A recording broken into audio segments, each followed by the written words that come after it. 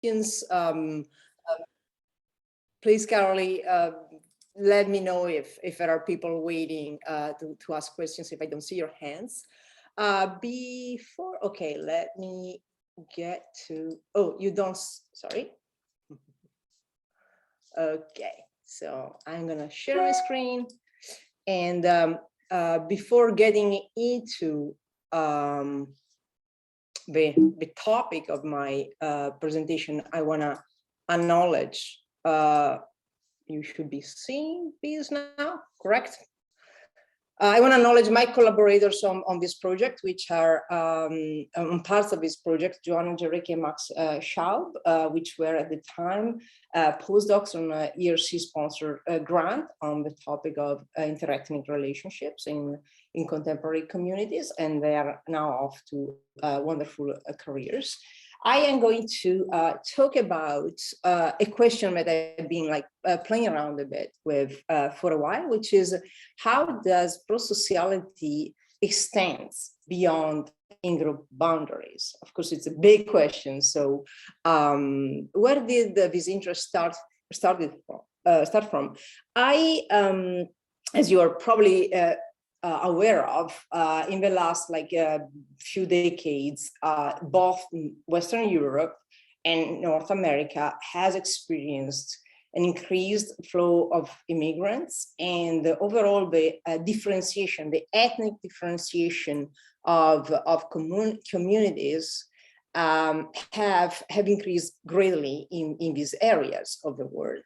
And as a consequence of this, a bunch of scholars have started to inquire what are the consequences on collective goods, on social capital of these increased diversity.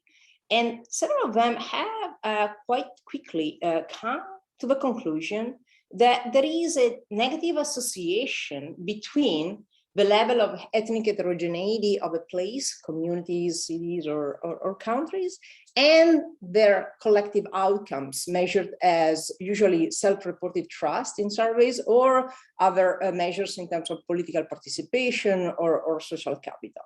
Now, I won't get into this literature, but this is what started me out with my research years ago. And what struck me of this work was that how quickly scholars got from observing this correlation between aggregate measures of ethnic diversity and these measures of collective outcomes to the conclusion that increased diversity brings about negative outcomes for the collectivity. And I believe that the reason why they really quickly jumped at this conclusion is because we often walk around with a communitarian conception of trust and social capital, which is based on social homogeneity and similarity, according to which cohesive groups and close-knit networks facilitate the emergence of trust, reciprocity, and shared norms. And therefore, from this perspective, it makes total sense that when the community becomes more diverse, the networks of trust and reciprocity might break down, the systems of social controls might be harder to implement, shared norms might not be as shared as anymore, and therefore we might get to see that diversity brings about negative outcomes for collectivity. So that's how I think people easily jumped onto this conclusion. However, we also, as sociologists, are aware of a different approach to the topic of prosociality. Going back to Durkheim, if you remember, his observation is that in societies that are complex and are characterized by differentiation, heterogeneity, process of individualization, prosociality relies on interdependence and division of labor rather than cultural similarity and mutual acquaintanceships. So my starting point was simply to say, okay, I'm not going to challenge the idea that homogeneous societies works wonderfully because of the principles that many people agree upon, but I'm also not going to accept that this is the only form of prosociality. We do live in complex systems. We don't know each other. We don't rely exclusively on interpersonal networks in order to decide whom to trust or not. And therefore, there might be something interesting in pursuing the question of how prosociality extends beyond intergroup boundaries and how it develops in heterogeneous contexts. So that has been like my research question in this ERC grant that I started years ago, and in large part of my research. And today I'm going to talk about two pieces of the story I came up with. One is a more macro evidence that I collected, which goes in the direction of showing that levels of market integrations do foster prosocial behavior. And then a second part is building on this idea, looks into intergroup relationships in a heterogeneous context in the city of Milan, and develops like a three-step model of intergroup contact that tries to account for some of the findings that the literature on intergroup contact in heterogeneous social settings have found. So to start with the general question, I found this scholarship of Heinrich and a series of other colleagues on the foundations of human prosociality very enlightening in terms of trying to answer the question, how does prosocial behavior extends beyond in-group boundaries? And their general finding in this study that you might probably all be familiar with, they actually studied trust and cooperation across like 15 different societies, ranging from Western communities to hunter-gatherers around the world. And they actually found that individual level economic and demographic variables do not really explain behavior in behavioral games, measuring altruism and trust. And they instead found that differences across societies with respect to their overall levels of prosocial behavior are explained by their level of market integration. By defined, market integration defined as how much people rely on market exchange in their daily lives. And their explanation for this finding, which was surprising to them at the time, is that the more frequently people experience market transactions, the more they will also experience abstract sharing principles concerning behaviors towards strangers. So the idea here is that the need of inter-economic exchanges pushes people beyond the boundaries of the people of their social spheres to interact with strangers. And by doing that multiple times, they actually learn general abstract sharing principles toward strangers, toward generalized others. In sociology, we do also have scholarship pointing in this direction, and I'll be brief here, but I want to mention Yamaguchi's theories, emancipatory theory of trust, which is based mostly on a comparison between the US and Japan, and he showed that greater generalized trust in individualistic societies like the US is greater than in collectivistic societies like Japan. And his explanation is that the intense group ties that are typically of the Japanese society prevent trust from developing beyond group boundaries, while people in the US experiencing high levels of mobility and a lot of changes in their social lives need to be more open to interactions with strangers, and that actually helps them become more open to prosocial behavior in generalized exchanges. And a very interesting study in this direction is one done by Hermish and Gambetta, in which they showed that people who are less embedded in family networks have experienced uprooting events like going through a divorce or having to move all of a sudden to a different city, are more likely to trust strangers.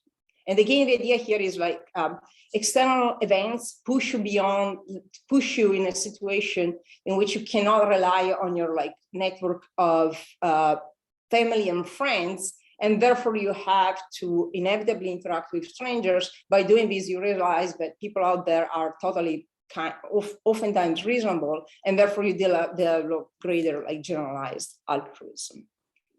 Okay, in my own research, I tried to like use some of these ideas, and the first step I used was to actually look at whether this idea of market integration being a force that actually allows the development of generalized altruism can be documented within a single culture. The studies that were out there were mostly comparing cultures across the world, different nations and different types of societies.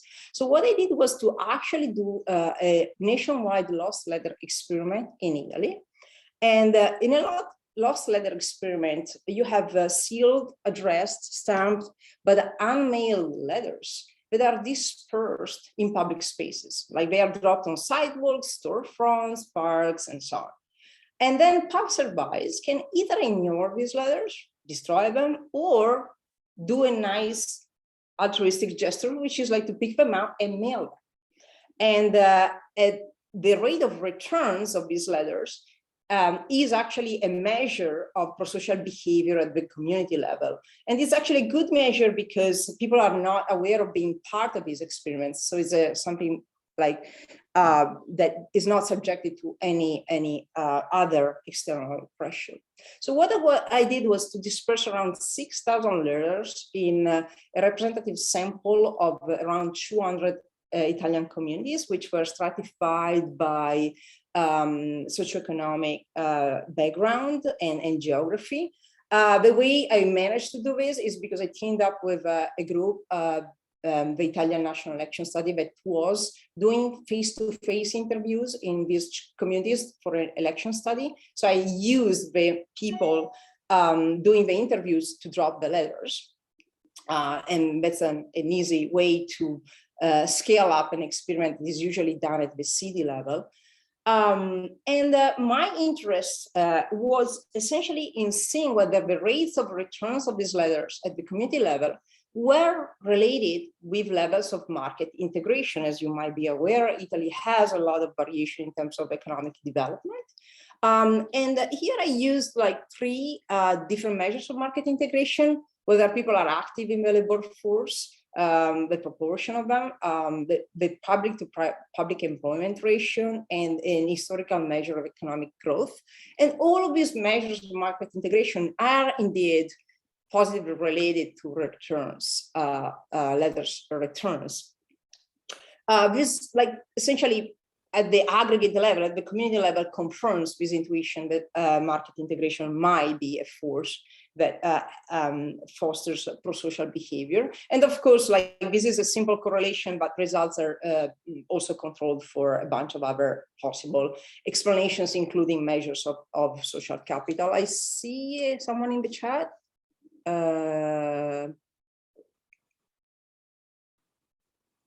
Okay, someone said like is a specific comment about the lost letter experiment in itself, meaning, and it's asking whether like the absence of the sender might reduce the chance of return. The answer is yes, but what we are interested in is like the variation in rates of return, so that affects essentially everybody. Sorry for the specific response. Okay, so essentially, first step is to essentially document indeed that there is a relationship between levels of market integration and prosociality.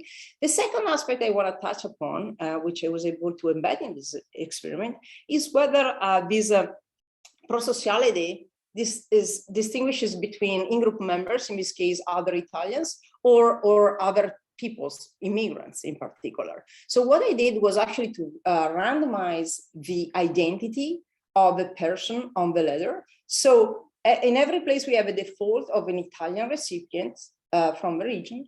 And then we have another subject, which is Mohamed Hassan, which indicates an immigrant from North Africa.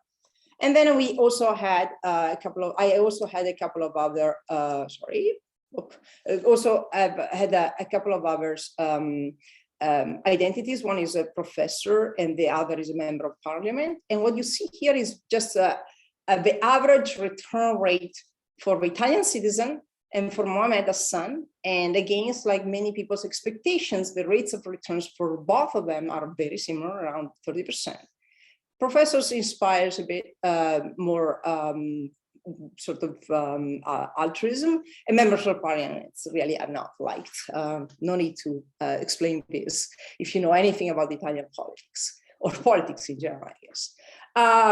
So this actually confirms another idea of this approach to the extension of prosocial behavior beyond intergroup boundaries, which is like that market integration might operate toward generalized others, and then therefore go beyond the simple like in-group identity of an Italian citizen and include immigrants.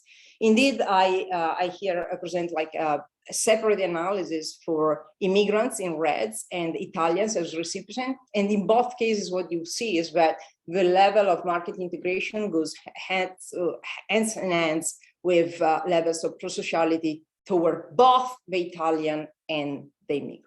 So this is actually an experiment. However, like the conclusions I drew from it are suggestive in terms of correlations. They are correlations at the aggregate levels.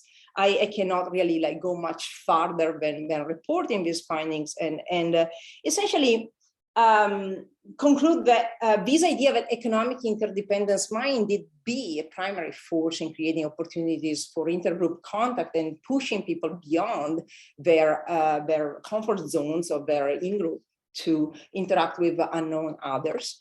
And this also suggests that if this is the case, we might want to focus more on strategic interactions between different ethnic groups rather than simply measures of altruism and solidarity, because the economic domain where strategic interactions based on considerations that are about self-interest and the reliability and competence of others might be actually more relevant than in the past in explaining the development of prosocial behavior.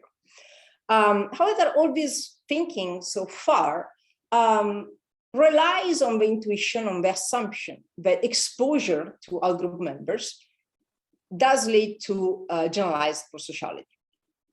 Now, this is something that an area of social psychology has supported for quite some time. If you're familiar with contact theory, you might recall the general finding according to which sustained positive interactions with outgroup members, especially in terms of people of different ethnic background, reduce prejudice and especially under optimal circumstances in which there is equal status, common goals, and a supportive institutional environment. However, this view, according to which intergroup contact is essentially generally positive, has been challenged by many scholars that have pointed out that contact, especially in the context of competition over scarce resources, might actually end up exacerbating group threat and conflict. So the bottom line is like the question whether like intergroup contact is positive or negative, it's still up in the air. And the scholarship I mentioned that early on about the negative effects of ethnic diversity on collective outcomes relies a lot on this second set of theories, suggesting that the actual contact between people might actually have negative consequences. If we actually narrow down the empirical evidence to a more recent scholarship in which the contact hypothesis was actually studied using field experiments and randomized situations, there is quite a certain amount of evidence suggesting that purposeful interaction in a variety of social and occupational settings does lead to greater intergroup prosociality. In these studies, they essentially randomly assigned individuals to either mix or homogeneous schools or soccer teams, or they exploited randomization in the army to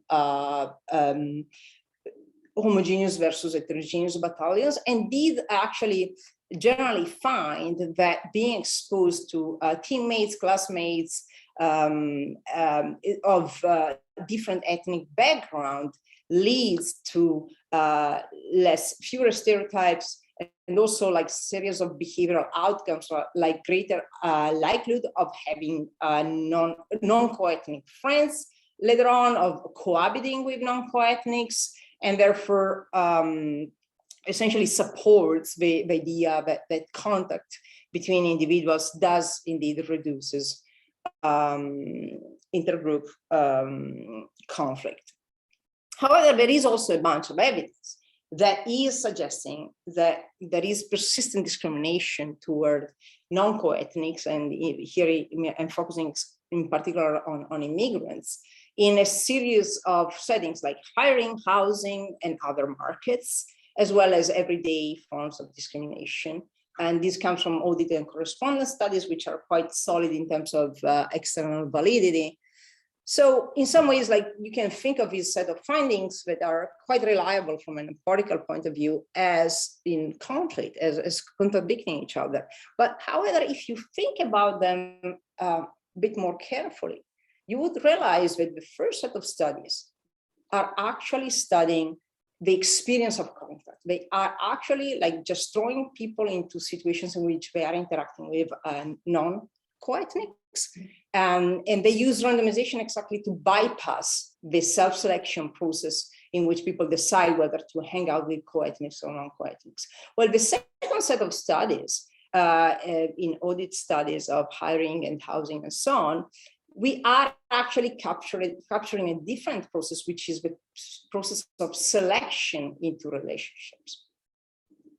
And I believe this actually makes a huge difference. Like, studies of intergroup contacts don't consider selection. Well, other studies do look at the process of selection, the individual choice to enter into relationships with members of a different ethnic group. And indeed, if we start thinking in these terms, we also make sense of another bunch of literature, which is the one about the negative effects of diversity on collective outcomes, in which they do have acknowledged the mediating role of diverse networks. And the general finding there is that people who live in diverse communities and have developed diverse networks of friends and acquaintances have high levels of prosociality. It is the people who live in heterogeneous environments, but have managed to maintain quite homogeneous social circles that reports like lower level of trust and willingness to produce collective outcomes. And then finally, another bunch of evidence in support of the importance of looking to self-selection is that there is evidence that people do self-select into either diverse or homogeneous communities and groups based on a bunch of like attitudes and beliefs about outgroup members.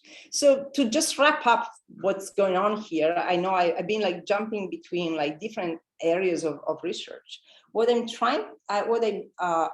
claim we need to do when we want to approach the study of intergroup contact and its effects is that we need to think analytically about 3 steps. The first is a set of macrostructural factors that creates opportunities for contacts. And here, like what I was talking about, market integration as a structural force that might push people to interact with unknown others is a relevant actor. Another is obviously geographic proximity, meaning if you live in a place that has diverse ethnic groups, you're just more likely to bump into them and to decide whether to interact with them. If you don't have that availability, it's very hard. The second step, which is the step that is always missing from the study of intergroup contact, is the process of self-selection. Within the structural constraints, there is an element that has to do with people's willingness to enter relationships with outgroup members. And of course, this is like a sort of process that builds up in terms of micro level experiences. And if you start interacting with outgroup members, you're also more likely to develop heterogeneous social networks, and the two things feed into each other. And then the third step is the actual experience of intergroup contact. And obviously there is a bunch of like feedback loops. I'm not going to address all of them in this study, but what I really want to make sure it's on the table here is that in order to be able to speak about the effects of intergroup contact, or the effects of diversity or diversified communities, we need to keep into account these three elements in some ways. Otherwise, we miss some like important points in our process of explaining what's going on. And I tried to keep into the picture all these elements in a research that I conducted in the city of Milan, in which we studied the relationships between representative samples of Milanese citizens, of Italians, as well as Filipinos and Moroccan immigrants. So what we did here was to acknowledge that we are interested in how people behave in diverse contexts. So in contexts in which they are directly in contact with peoples of other ethnic groups on a daily basis. So we selected our participants from diverse neighborhoods in Milan. By diverse, we just like used the average diversity. It's the average proportion of immigrants in Milan is 14%, and we picked neighbors between like 7 and 21%. Which is like most of the places in town, as you can see here, they shaded. We deliberately decided to go for this because we wanted to keep under control the aspects of the macro level aspects in terms of opportunities. So these are all people who are more or less exposed to the same chances of interacting with outgroup members at the macro level. And we want to understand how these people do interact with each other. And we did recruit this sample of native Italians and immigrants and brought them in a central location to perform a bunch of activities, some in groups, some individual activities on a screen. Everything was done on a tablet, so all the their decisions were secret.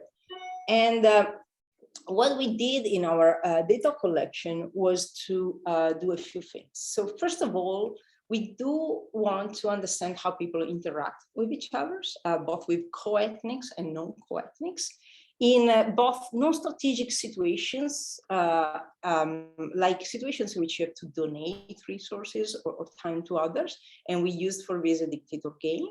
As well as strategic interaction. As you remember, like I mentioned before, what is relevant if really market integration is a driver of prosociality beyond in-group boundaries, we need to focus on strategic interaction, and it resembles what's going on in people's mind when they decide to hire somebody or when they decide to send their kids to the same schools with non-co-ethnics. And we perform like trust and competence games to gather information about these. We also looked at both aspects that I mentioned before in terms of the study of intergroup contact. We didn't simply look at the actual behavior in interaction when people are thrown into interactions with our group members or in-group members, but we also look at their self-selection preferences, and we let them choose who they wanted to interact with. And finally, when we described the profile of the people they were matched with, we did deliberately go beyond giving them simply a stereotypical view of alter as being someone from Morocco or Egypt or other places around the world. And instead, we wanted to give them the profile of a person, including their level of economic and social integration, gender, and other information. So the first set of games we played were dictator games. As you might be familiar with, in a dictator game, two individuals are allocated an amount of money. In our case, they were given 10 euros. And they had to decide how to split this amount between themselves and the other person. And they can choose to keep everything to themselves or split apart or give everything to the other person. And whatever they decide to do is anonymous, and the other person won't know anything about their identity. So people were presented with a situation like the following. They were told, for the first activity, you have been paired with Chiara or Fatima or Mohamed, who lives in Milan. Everybody they performed these activities with was based in Milan, was born in Lombardia or Egypt or Chile and so on, is 25 years old. And then they asked them to divide the amount of money with this person. So this first measure of prosociality, to somehow our surprise, came out that people tend to actually have the same level of overall prosocial behavior toward both co-ethnics and non-co-ethnics. So what I'm showing here is how much Italians tend to give to another Italian versus an immigrant. Here is Filipinos toward other Filipinos or toward an Italian. The out-group for the immigrants are always Italians. The in-group is someone from their own same nation. And all of them more or less give around 4 euros, which is quite standard in this type of activities. We also split down like the amount that Italians gave by nationality, assuming that possibly Italians might be distinguishing between different ethnic groups or nationalities, and we don't find much there as well. Of course, there are some differences. So essentially around 60% of our participants give the same amount when paired with a co-ethnic and with a non-co-ethnic. However, there is like an 40% that do distinguish.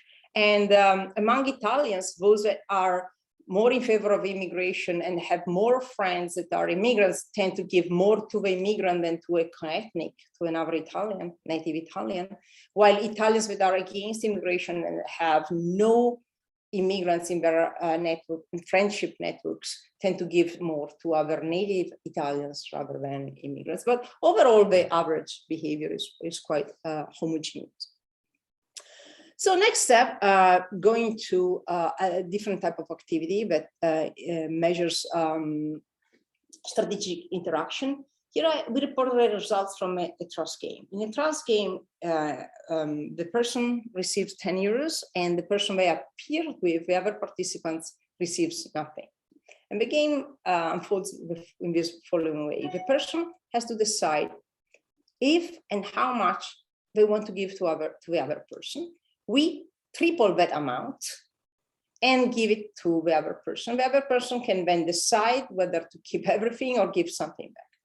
So in the main gain for both participants would be that the first mover, the so-called truster, gives everything so that everything gets tripled and that amount gets then divided more or less evenly between the participants. However, the truster will go this way only if he trusts the other person to give back something. So we did actually have all the Italian participants play as first movers. And we told them you've been paired with, and then we have a subject, in this case, Farida, who lives in Milan, was born in Morocco, is 52 years old. And we also here started to introduce more information about the person. In particular, we gave them information about whether they were involved in some sort of civic activity, whether they were in the PTA or volunteered in the local church or mosque, and or their job, works in elder care or works in a factory. And our default comparison was like just leisure, whether they like to watch TV or go on walks. Here I'm going to briefly summarize the results from this first trust game activity, in which people were deciding how much to send to the other person. And what we found is that essentially, whether the other person they are paired with, everything else equal, obviously, is an immigrant or not, doesn't really affect their decision. While whether the person is active in the civic life of the city or has a job versus just goes on walk and watches TV, does have a relatively valuable effect around the half the euro. So in this activity as well, we did find that there is no visible discrimination with respect to the nationality of the people individuals are paired with. However, if we go back to our previous conversation, there was this idea that maybe people might not be discriminating in the context of interaction, but there might be some preference for in-group partners in terms of who they want to interact with. So what we did was to actually split the sample of the people who participated in this trust game. And half of them were describing the game and sent immediately into an activity in which they had to do the game, they split the money. Half of them were instead then asked to choose who they wanted to be paired with. And we gave them two options. We gave them a default option, which was always an Italian who loves to watch TV or goes on walks. And the other option was an Italian or an immigrant with randomized based conditions who has a certain type of job or displays a certain form of civic engagement.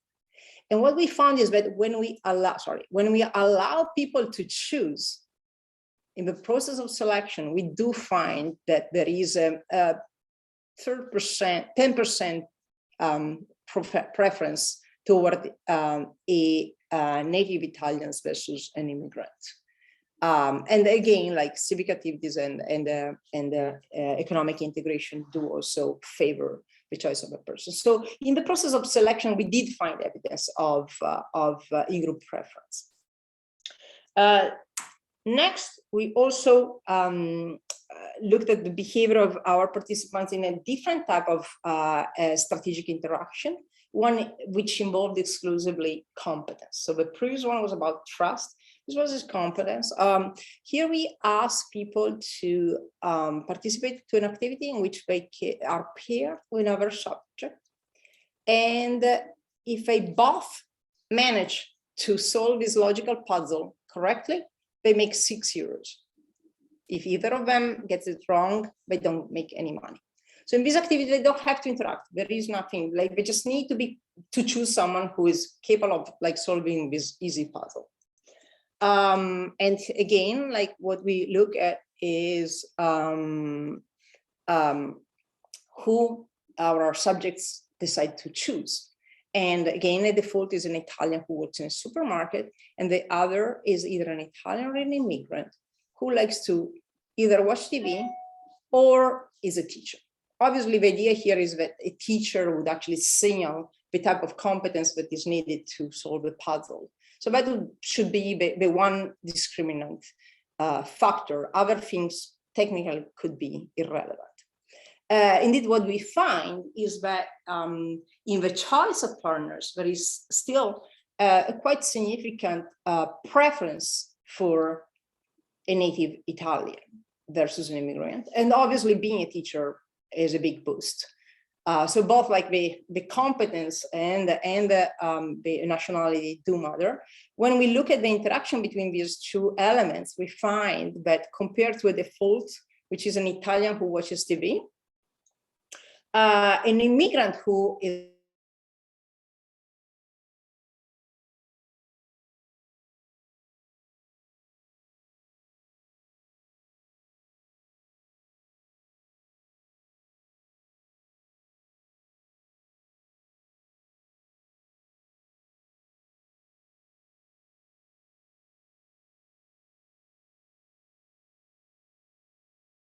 are showing the competence interval compared to the baseline, which is the Italian TV watcher, but the analysis of the difference between the two is also relevant.